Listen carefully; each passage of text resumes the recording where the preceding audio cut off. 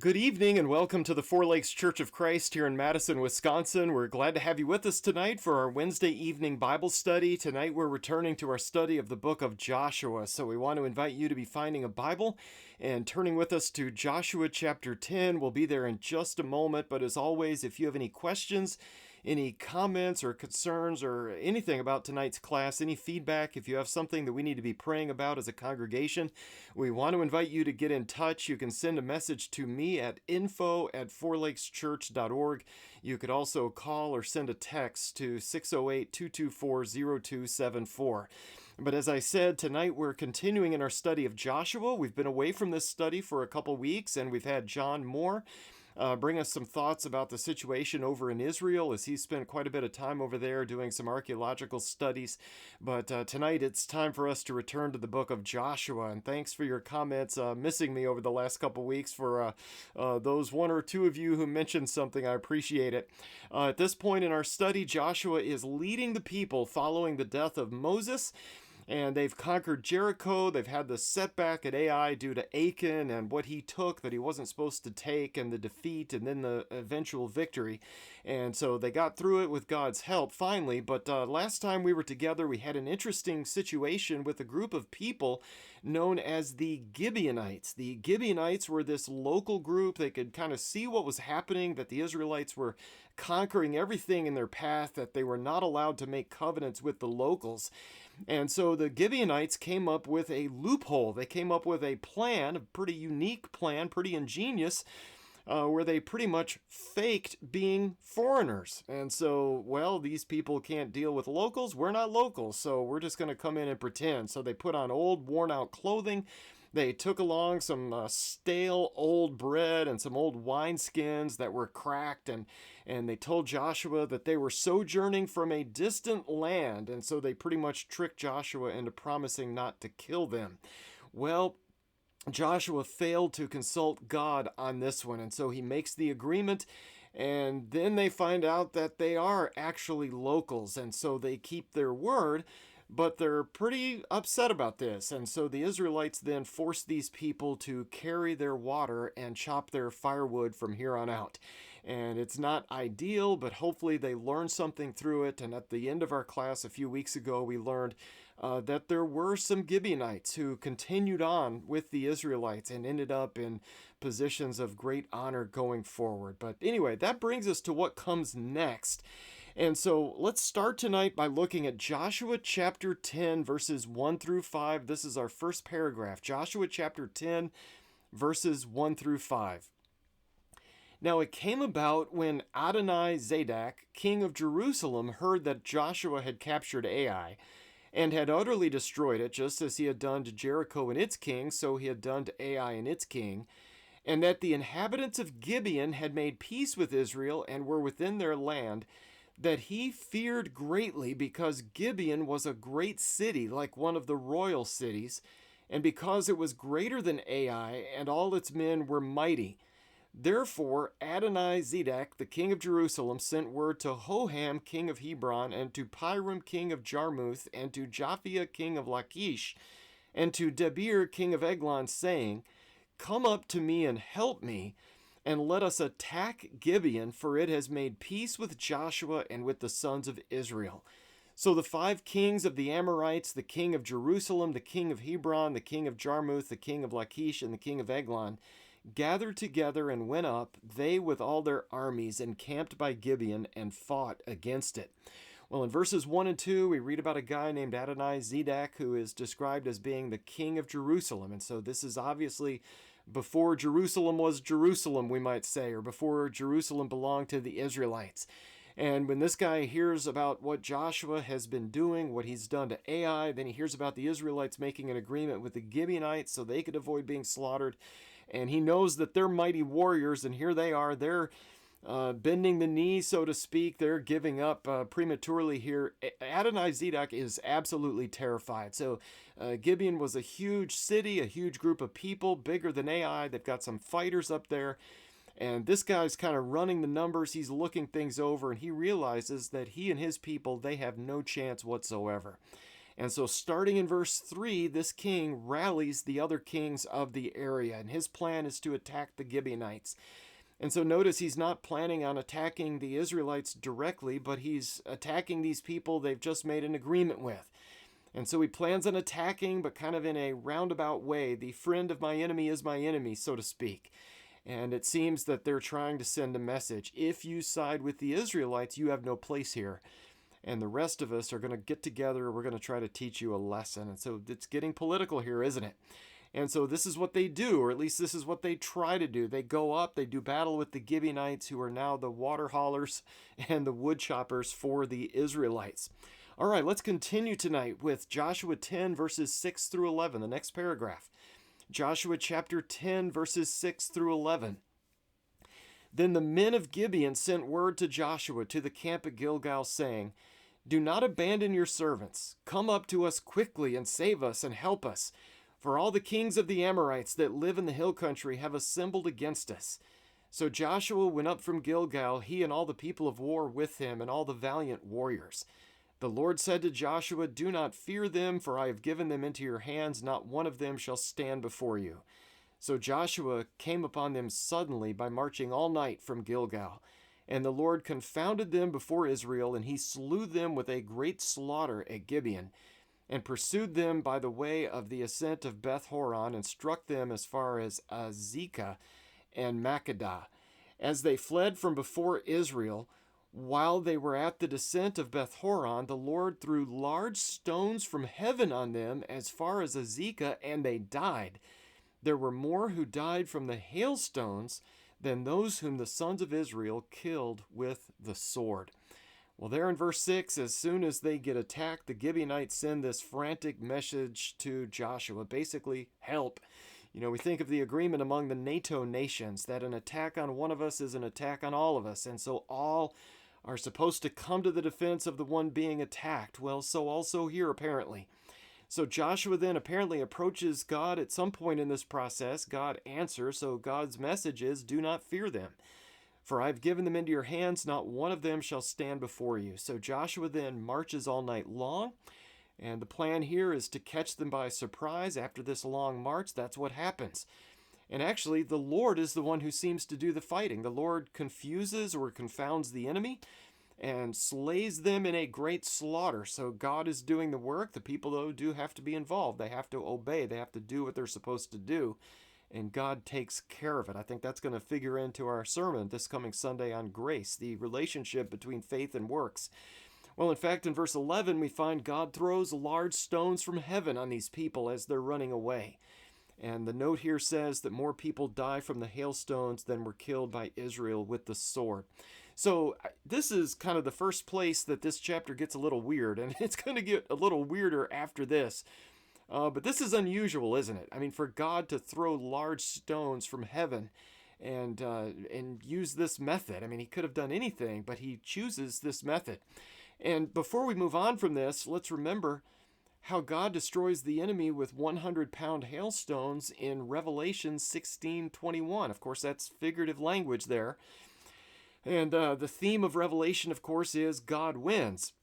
And so I would just note here that when the early church was being persecuted by the Romans and they get this coded letter sent from John, and they read this letter from John about the enemy being destroyed by 100-pound hailstones, well, the early church, they would have known immediately that John was making a reference to this incident in the book of Joshua.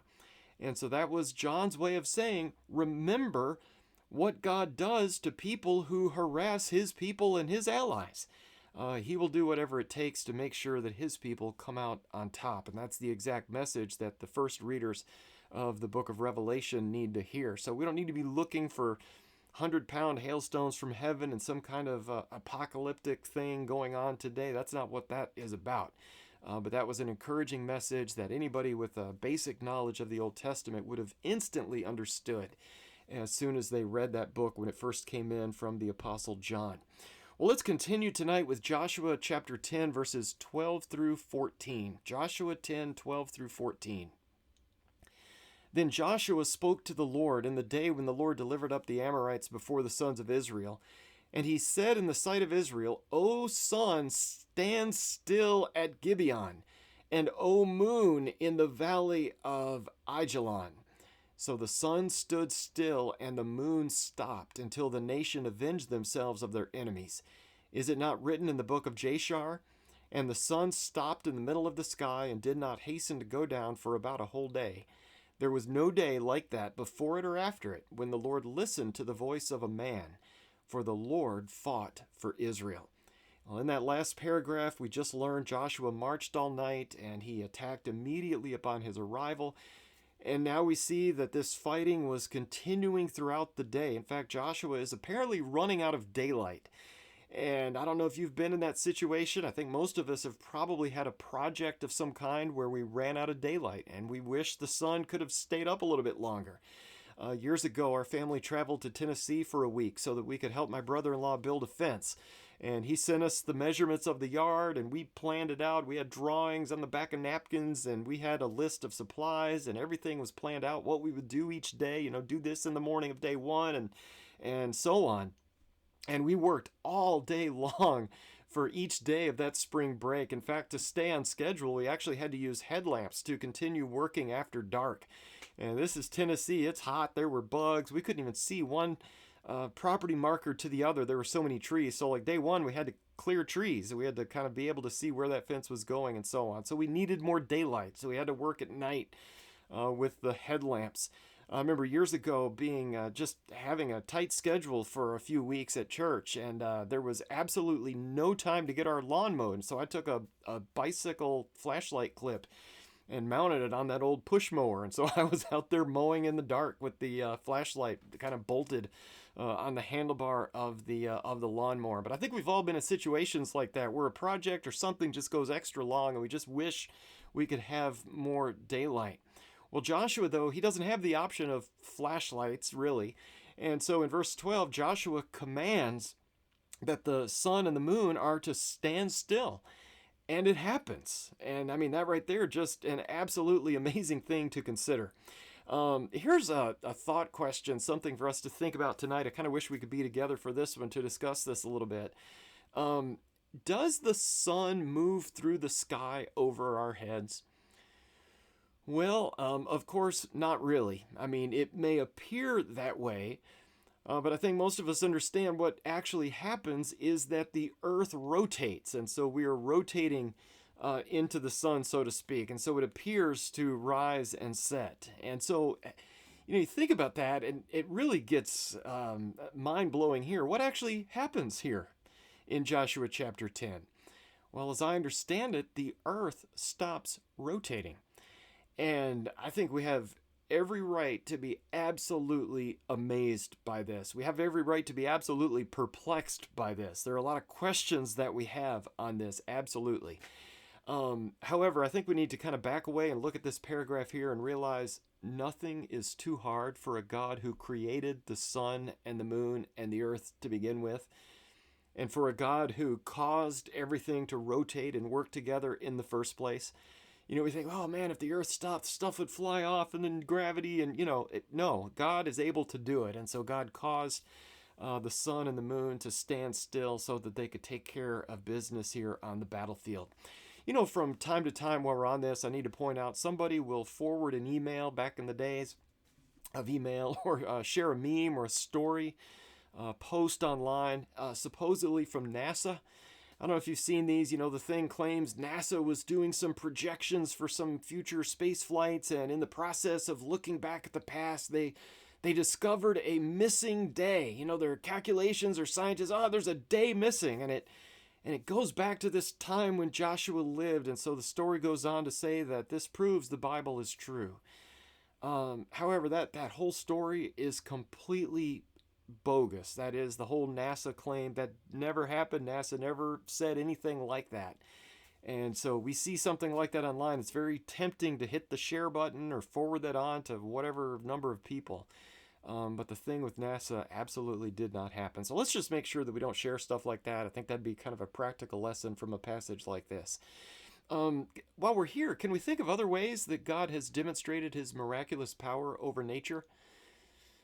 if we were together, I think we could come up with just a huge list. I mean, the 10 plagues are certainly a good example of that. The parting of the Red Sea, the crossing of the Jordan River on dry ground, the hailstones back in verse 10 of this chapter. Later, answering Elijah's prayer that it wouldn't rain for 3.5 years, and so on. I mean, raising people from the dead. We think about that, and I would ask, which is more difficult? Having someone raised from the dead or causing the earth to stop rotating for a few hours? Well, I think the answer is both are impossible. That's the point. God can do the impossible. A miracle is the setting aside of the laws of nature in order to accomplish some purpose that God has. And we absolutely see that here in Joshua chapter 10. In fact, in verse 14, the author points out that what God does here is completely unique. But he does it at the request of Joshua. And that kind of wasn't clear up above, but I think it's clarified for us here. Let's continue tonight with Joshua 10, verses 15 through 21. Joshua 10, 15 through 21. Then Joshua and all Israel with him returned to the camp to Gilgal. Now these 5 kings had fled and hidden themselves in the cave at Makkedah. It was told Joshua, saying, "The 5 kings have been found hidden in the cave at Makkedah." Joshua said, "Roll large stones against the mouth of the cave and assign men by it to guard them. But do not stay there yourselves. Pursue your enemies and attack them in the rear. Do not allow them to enter the cities, for the Lord your God has delivered them into your hand." It came about when Joshua and the sons of Israel had finished slaying them with a very great slaughter until they were destroyed, and the survivors who remained of them had entered the fortified cities, that all the people returned to the camp to Joshua at Makkedah in peace. No one uttered a word against any of the sons of Israel. Well, in verse 15, when Joshua comes back to Gilgal, Joshua learns that the kings were found hiding in a cave. And, no surprise there. I think even today, people will still hide in caves from time to time. And there is a sense in which a cave may be a good place to hide. But what are some disadvantages to hiding in a cave? Well, it's dark, it may be wet, there's not much to eat or drink down there maybe, and usually there's not another way out. And so it's kind of easy to get trapped down there. So if you get in a cave, there's kind of only one out for, most of them. Well, Joshua has his people roll some large stones over the mouth of the cave until he can get there to deal with this. In the meantime, they continue fighting. And Joshua gives the reminder that God has given him the victory on this one, just as he did with Jericho and Ai. And then afterwards, everybody comes back. None of the locals dare say anything about the Israelites. So message delivered here. Well, let's continue with Joshua 10, verses 22 through 28. These verses go together. So Joshua 10, 22 through 28. Then Joshua said, "Open the mouth of the cave, and bring these 5 kings out to me from the cave." They did so, and brought these 5 kings out to him from the cave, the king of Jerusalem, the king of Hebron, the king of Jarmuth, the king of Lachish, the king of Eglon. When they brought these kings out to Joshua, Joshua called for all the men of Israel and said to the chiefs of the men of war who had gone with him, "Come near, put your feet on the necks of these kings." So they came near and put their feet on their necks. Joshua then said to them, "Do not fear or be dismayed, be strong and courageous. For thus the Lord will do to all your enemies with whom you fight." So afterward Joshua struck them and put them to death, and he hanged them on 5 trees, and they hung on the trees until evening. It came about at sunset that Joshua gave a command, and they took them down from the trees and threw them into the cave where they had hidden themselves, and put large stones over the mouth of the cave to this very day. Now Joshua captured Makkedah on that day, and struck it and its king with the edge of the sword. He utterly destroyed it, and every person who was in it. He left no survivor. Thus he did to the king of Makkedah, just as he had done to the king of Jericho. Once Joshua shows up, he has his people bring the kings out of this cave. Notice Joshua has his men of war put their feet on the necks of these kings, and he does this for a reason. This is a way of encouraging these men to be strong and courageous. So he's saying, this is a picture, this is just a sample of what's still to come. You aren't done yet, you're just getting started, but this is the way it's going to be from here on. Afterwards, Joshua kills these kings himself, and then has them hung up on these 5 trees, kind of there to display. But notice they only hang on the trees until the evening. At sunset, Joshua commands the bodies be cut down, and then he has those bodies thrown back into the cave where they were hiding. So they cover the cave, the mouth of the cave with stones, and they're still buried there up until the point when the book of Joshua was written, roughly 30 to 35 years after this. And I find it interesting that nobody comes to recover the bodies. We would think if one of our leaders was captured and killed and disgraced in this way, that we would send people to go recover the body and for a decent burial and all that. Nobody comes. And the reason is nobody's left to care. They're all dead. The Israelites had destroyed not just the kings, but all of their people as well. These nations had been completely exterminated. Well, we should also note that this idea of taking the bodies down before sunset, it goes back to a line in the law of Moses in Deuteronomy 21, 22, and 23, where God says that if a man has committed a sin worthy of death and he is put to death and you hang him on a tree, his corpse shall not hang all night on the tree, but you shall surely bury him on the same day. For he who is hanged is accursed of God, so that you do not defile your land, which the Lord your God gives you as an inheritance. Well, kind of interesting, isn't it? Let's realize this is significant to us as Christians, isn't it? Jesus was hung on a tree, in a sense. He became a curse for us. However, his body was also taken down before sunset that day. And I'm also amazed at how the Jewish leaders murder Jesus after a sham of a trial, but they are really sure that they follow the law of Moses by making sure that his body is taken down before sunset. Isn't that amazing? They kill the Son of God, but they made sure they checked the box on disposing of the body properly. And so we talk about majoring in minors, minoring in majors. That's an example of that right there. They kill the Son of God, but then they make sure he's buried correctly according to the law of Moses. Well, the rest of this chapter is basically a list of all of the conquest in the southern part of the Promised Land. If we were formatting this next paragraph today, we might put what comes next in a series of bullet points.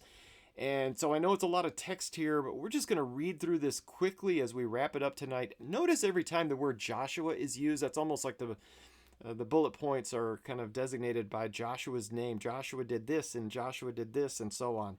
So this is Joshua 10, verses 29 through the end of the chapter.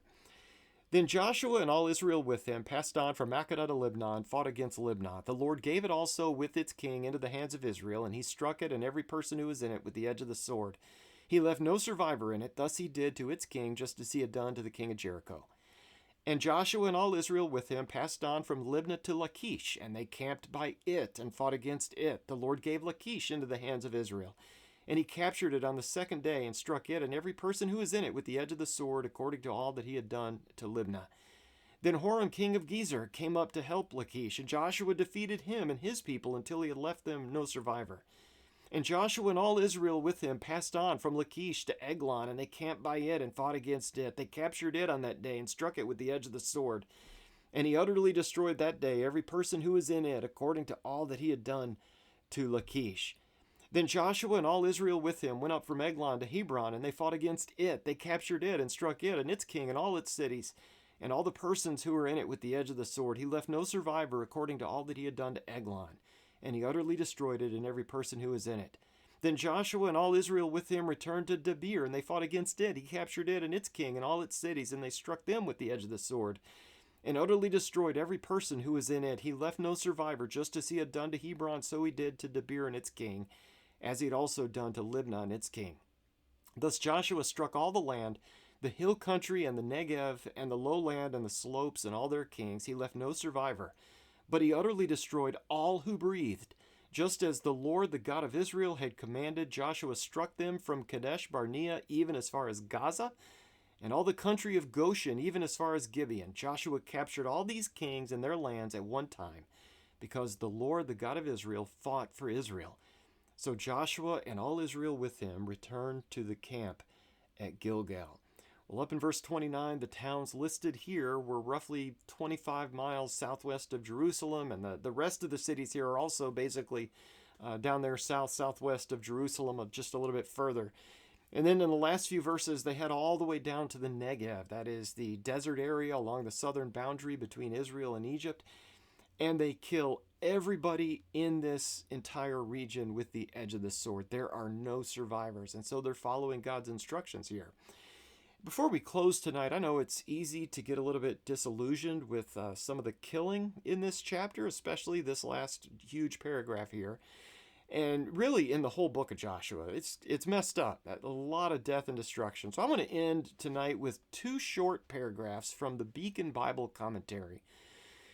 And this is, I think, an explanation that may at least help us to understand this just a little bit better, and maybe to come to some better understanding of this. This is what they say about all the killing in Joshua. Mercy had long been extended. These people had known of the fate of Sodom and Gomorrah, but had continued to practice the same kind of living. They had known of the kings of Og and Sihon, but had not repented. They knew that judgment was about to fall upon them, according to chapter 9, verse 24, but only Rahab and the Gibeonites had sought mercy.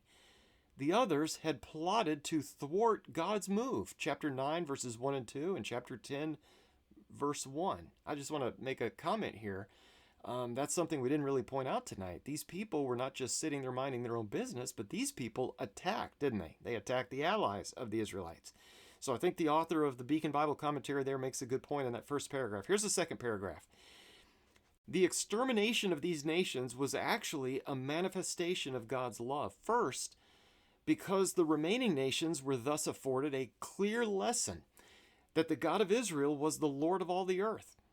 Second, because his own people were thus protected from the contamination of these unclean nations.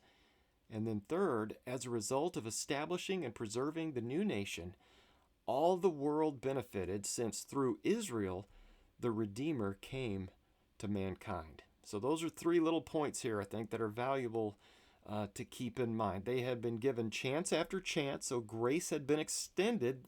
The message was out there. We noted that the spies are sometimes called messengers. Part of God's law was sending terms of peace. They had ignored all that. And then we also have the idea that they got a reminder that God is God, and he is to be feared. And then also we learn that the Israelites were protected from going down the path that these people were going down, and that allowed the Savior to be born hundreds of years later. Well, with this, we come to the end of Joshua chapter 10. As always, thank you so much for being with us tonight.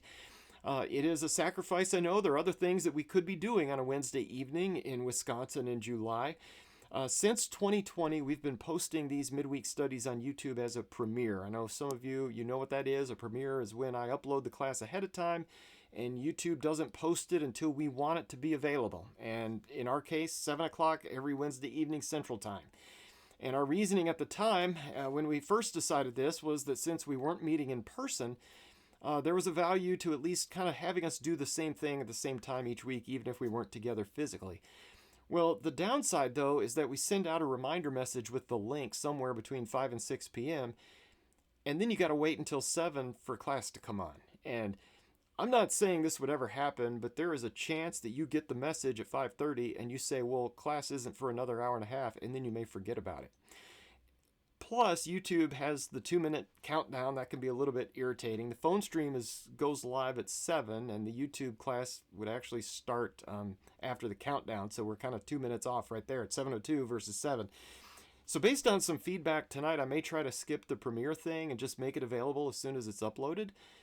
Usually at some point Tuesday evening, after I've had a chance to preview it and make sure it's all right. We'll still send out the email reminders as before. We'll still post this link in our private Facebook live stream group, but it should then be available right away. This delay, by the way, is also why we don't usually post it on our public Facebook page. You know, why post a link publicly for a video that's not going to be available for an hour and a half? And so it's kind of confusing for outsiders who may not understand that. And then there's a benefit, I think, maybe for those who join us from other time zones, if we just make it available right away. So if I'm able to do it correctly, that's a big if. And if class is available sooner for some of you, let me know what you think about that. The phone stream, no change. That should continue as always. And we do have several who join us on the phone each week, so no change there at all. And I think for those of you who've signed up for reminders, you've subscribed to our YouTube channel, you'll get that message probably as soon as it goes, as soon as it's uploaded, I'm assuming. I'm not exactly sure. But anyway, everything will continue on as normal, except for it being available a little bit sooner for some of you.